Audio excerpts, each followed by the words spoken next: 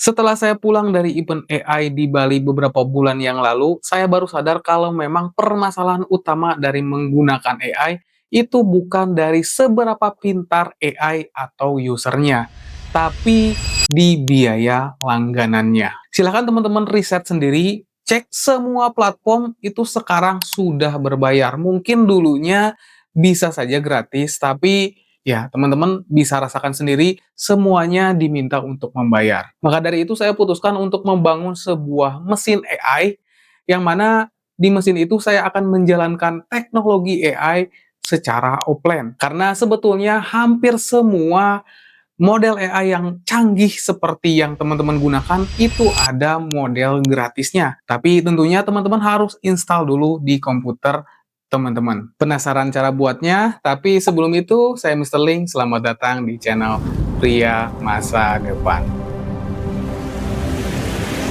Oke, sebelum kita membahas lebih jauh bagaimana caranya membuat mesin lokal AI, kita akan pelajari terlebih dahulu apa itu sebenarnya AI. Jadi sebenarnya yang dikatakan AI itu adalah sekumpulan teknologi. Ya, teknologinya apa aja? Ada NLP, Deep Learning, Computer Vision, dan yang lainnya. Jadi kalau semua teknologi itu dijadikan satu, barulah disebut AI. Tujuannya apa? Tujuannya untuk menyamai proses berpikir seperti manusia. Makanya disebut artificial intelligence. Nah, semua teknologi yang barusan saya utarakan itu bisa diinstal di OS apapun. Ya, mau itu Windows, Mac OS, ataupun Linux bisa. Karena memang basicnya itu dari bahasa pemrograman Python. Hanya saja karena proses komputerisasinya itu berat ya, jadi membutuhkan komputer yang bisa mencukupi untuk proses teknologi-teknologi tersebut. Ya, seperti komputer pada umumnya ya, mungkin teman-teman juga pernah dengar ada komputer office, ada komputer gaming. Komputer office yang mungkin bisa mencukupi untuk kebutuhan Microsoft Word.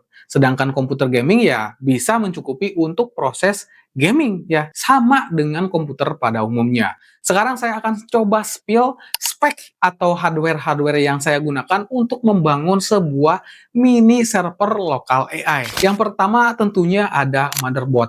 Di sini motherboardnya saya menggunakan ASRock B650M Riptide ya. Kenapa saya menggunakan motherboard ini? Karena memang motherboard ini bisa dibilang ya ada di range medium lah, nggak terlalu mahal, nggak terlalu murah juga. Tapi yang paling terpenting kenapa saya memilih motherboard ini sudah menggunakan PCIe 5, RAM-nya juga menggunakan soket DDR5, DDR5, dan yang paling terpenting dia itu support dengan AMD Ryzen soket AM5 ya, soket AMD yang paling terbaru. Dan selanjutnya untuk prosesor sendiri, di sini saya menggunakan AMD Ryzen 7 seri 7500F. Alasan saya kenapa ambil prosesor tipe ini karena memang yang paling penting itu harganya murah ya. Bahkan bisa dibilang ini prosesor termurah di soket AMD terbaru. Dan alasan lain kenapa saya ambil prosesor ini karena irit daya ya, cuma 75 watt aja. Ya memang sih prosesor ini tidak memiliki integrated graphic card, jadi teman-teman harus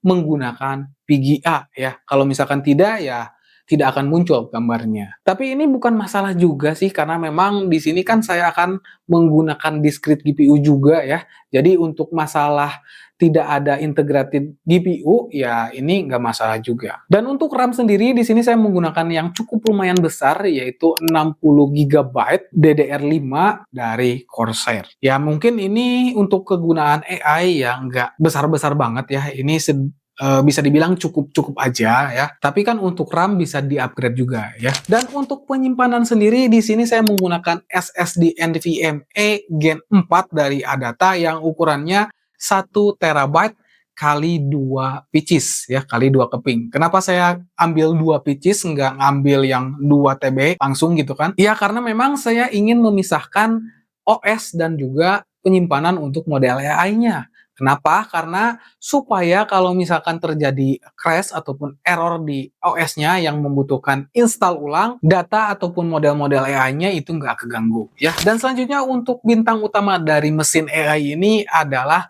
GPU atau VGA. Di sini saya menggunakan GPU Nvidia RTX 5070 Ti yang 16 GB dari Gainworks. Mungkin di sini teman-teman ada juga yang bilang, "Bang, kenapa nggak pakai AMD aja? Nvidia kan itu terlalu pricey, terlalu mahal ya." Ya memang awalnya juga saya tertarik dengan GPU RX 7900 XTX ya, yang VRAM-nya itu 24 GB. Tapi setelah saya baca-baca forum, ternyata memang AMD itu kurang untuk AI. Karena memang hampir semua framework ataupun teknologi yang digunakan di balik AI itu dioptimasi untuk CUDA core dari Nvidia. Ditambah lagi Nvidia punya encoder mereka sendiri yang namanya NVENC.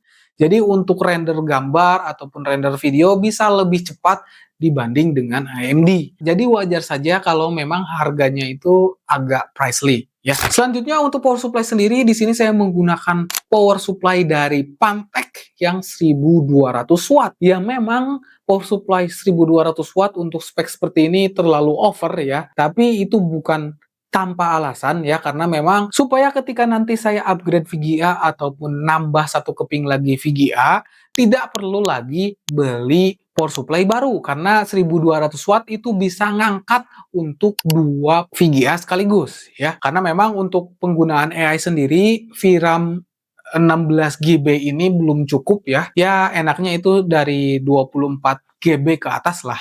Tapi ya teman-teman tahu sendiri VGA 24 GB dari Nvidia itu terlalu mahal ya untuk kalangan user ya. Jadi kita tunggu aja dulu sampai harga VGA yang seri tinggi itu turun, atau kita tunggu sampai ada yang mau sponsorin channel ini. Dan selanjutnya untuk casing sendiri di sini saya menggunakan casing yang murah-murah aja ya dari FSP yang agak besar, tapi supaya nanti ketika saya upgrade GPU yang lebih besar yang ukurannya itu di atas 40 cm masih bisa masuk di casing ini. Ditambah juga casing ini sudah include 4 kipas ya, tapi menurut saya 4 kipas untuk kebutuhan AI itu kurang ya. Makanya saya tambah lagi 5 kipas RGB plus controller supaya lebih estetik juga ya. Dan saya juga pakai sistem pendingin water cooler untuk prosesor ya. Tapi ya memang yang paling murah juga dari PC cooler yang single fan.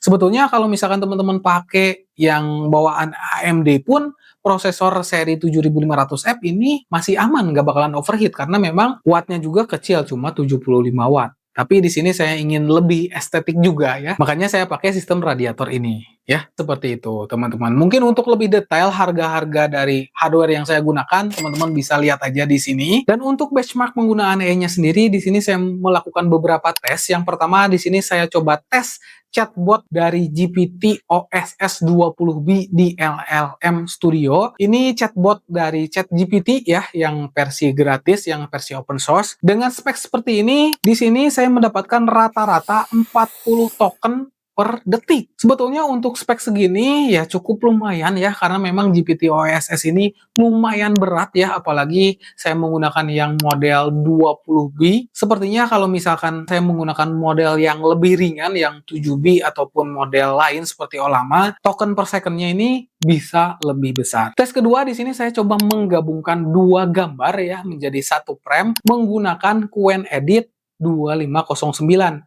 Ini mirip-mirip Nano Banana ya, punyanya Google, tapi ya ini model AI versi gratisnya. Dan memang untuk menggabungkan dua model gambar menjadi satu frame ini membutuhkan 42 detik ya. Ya memang nggak terlalu cepet juga ya, karena memang di sini saya langsung upscale gambarnya menggunakan AI juga yang namanya FSGAN. Mungkin kalau misalkan di sini saya nggak upscale, durasinya kepotong setengah menjadi 20 detik, dan memang ternyata benar membutuhkan waktu 20 detik kalau misalkan saya menggunakan generate gambarnya aja. Dan selanjutnya tes terakhir di sini saya coba generate teks menjadi video menggunakan model AI 1.2.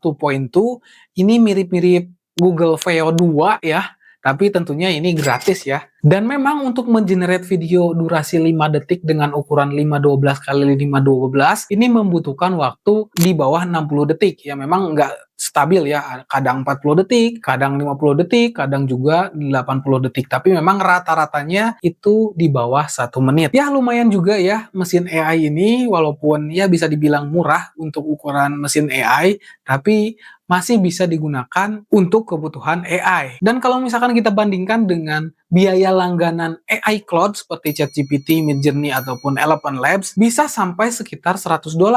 Ditambah lagi kalau misalkan teman-teman ingin menggunakan AI tool untuk generate video. Seperti di Hikvill AI, harganya pun lumayan ya, ini $30. Belum lagi kreditnya itu cuma dikasih untuk generate 120 video dengan durasi 10 detik. Jadi kalau misalkan kita bikin video dengan durasi 1 menit, ya kita bisa dapat 20 video aja dalam sebulan. Pertanyaannya, 20 video cukup untuk sebulan? Ya kalau misalkan enggak, mesti beli kredit lagi, nambah duit lagi. Jadi kalau misalkan kita hitung-hitung total dengan langganan platform AI lain, ChatGPT, Midjourney, Eleven Lab, ya mungkin teman-teman harus mengeluarkan budget sekitar 2 juta ya. Kalau memang peruntukannya untuk bikin konten 30 video setiap bulannya. Tapi ini nggak masalah juga ya kalau memang videonya itu bisa jadi duit. Tapi pertanyaannya, konten itu kan kadang rame ya, kadang juga enggak. Apalagi konten short, itu monetisnya kecil banget. Kira-kira bakal balik modal nggak tuh? Tapi kalau misalkan teman-teman bangun PC seperti ini, teman-teman bisa menggunakan AI sepuasnya, tanpa limit, tanpa kredit, gratis, dan yang paling penting, data teman-teman aman karena datanya disimpan di komputer teman-teman sendiri. Tapi memang ada beberapa hal yang teman-teman harus perhatikan juga ya. Yang pertama, biaya listrik. Karena memang komputer ini cukup lumayan mengambil daya yang besar ya, apalagi ketika memproses AI, maksimal itu bisa mengambil daya 400 watt. Selanjutnya juga komputer ini tidak bisa menjalankan model AI yang besar ya, seperti 70B, 80B gitu kan. Tapi ini juga bisa disiasati dengan menggunakan model AI yang terkompres ya, seperti file GGUF. Saya juga selalu menggunakan model AI yang terkompres ya, supaya saya bisa menggunakan model AI yang lebih pintar. Dan selanjutnya juga ketika teman-teman menggunakan local AI, ada beberapa hal teknis yang teman-teman harus kuasai ya, nggak seperti ketika teman-teman menggunakan platform Cloud AI. Tapi lagi-lagi menurut saya hal yang seperti ini bukan masalah yang utama ya, karena memang skill itu bisa dipelajari. Bahkan ketika teman-teman sudah jago ngorek-ngorek AI secara offline, tentunya skill tersebut teman-teman juga bisa monetisasi ya. Teman-teman bisa jual software kah, teman-teman juga bisa jual jasa untuk setting AI secara lokal. Dan jasa seperti itu pun banyak yang ngebutuhin teman-teman ya. Pemerintahan dan juga perusahaan-perusahaan besar yang concern dengan data privacy biasanya lebih memilih AI yang lokal base ya, bukan yang online. Apalagi kalau misalkan teman-teman bisa ngelatih AI atau fine tuning, ya pastinya ini sangat menguntungkan sekali ya, karena dengan teman-teman bisa fine tuning, teman-teman bisa membuat AI sesuai dengan keinginan teman-teman. Jadi ya enak banget ya kalau misalkan teman-teman menguasai lokal AI. Bukan hanya gratis, tentunya teman-teman juga bisa monetize. Jadi teman-teman tertarik gak nih dengan lokal AI? Tulis jawaban teman-teman di kolom komentar.